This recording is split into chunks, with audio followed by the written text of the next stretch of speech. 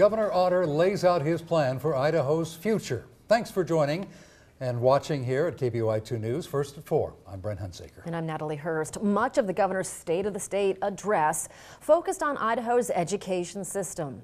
Scott Logan starts our team coverage live from the Capitol building. The fiscal year 2016 budget proposed by Governor Otter is a conservative one.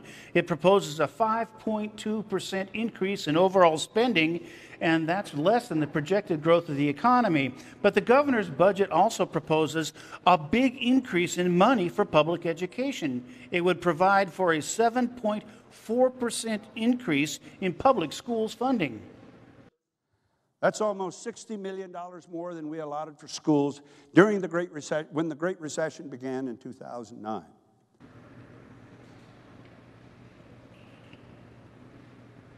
The governor proposes more than $7 million in that public schools allotment to fully fund the Idaho Education Network, which will start with rebidding those broadband contracts. After education, Otter says the biggest challenge facing the state is improving Idaho's aging roads and bridges. Otter calls that the elephant in the room. Thing I would be willing to consider and at least discuss. If it's additional gas taxes, if it's additional taxes on registrations, or those kind of things that I propose to continue to support Idaho's constitutional ban on gay marriage, but his budget does not propose moving any more money into the state's constitutional defense fund. So today's speech marks the beginning of the 2015 legislative session, and Speaker of the House Scott Bedke told me he hopes the legislature can wrap up all its business by March 21st. Back to you. Scott, thank you. The governor also wants to reduce taxes. He hopes to lower the individual and corporate income tax below 7%.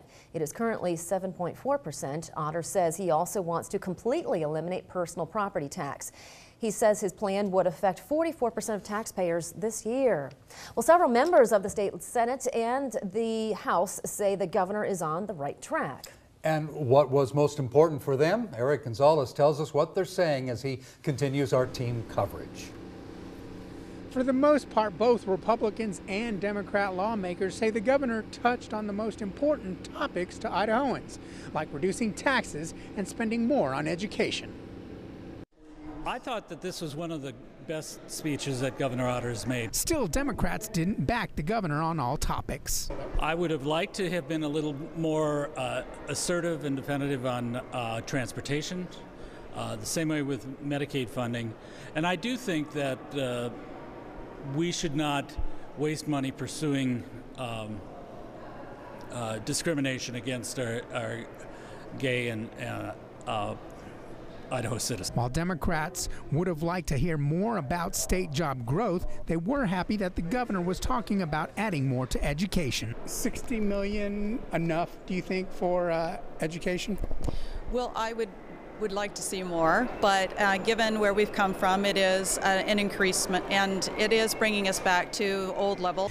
Even though the governor did talk about transportation funding, he didn't mention where that funding would come from, and that was okay with Republicans. I like the fact that he left a lot of the details up to the legislature, which I believe that's where the details belong. Well, I thought it was a pretty upbeat speech. Now, while the lawmakers did say that the governor hit all the most important issues, they do say that now it's up to the state representatives to hash it all out. Back to you. Thanks, Eric. It's your turn to talk. We'd like to know if you agree with the governor's recommendations. Yeah, head to our Facebook page to tell us what you think. Here's just a sample of what we're hearing so far. Michelle says, I find his numbers confusing. Increase education, investment grants, and lower income taxes are all ideas. But where are the cuts coming from? Sounds like rhetoric, but the election is passed. And Matt says you can't use fiscal responsible and Butch Otter in the same sentence. Where is the $111 million coming from? More than likely the taxpayers. And Jared writes, a fat budget does not a good education make. See California for an example. You can watch the governor's full State of the State address online. Just head to KBOI2.com and then click on this story.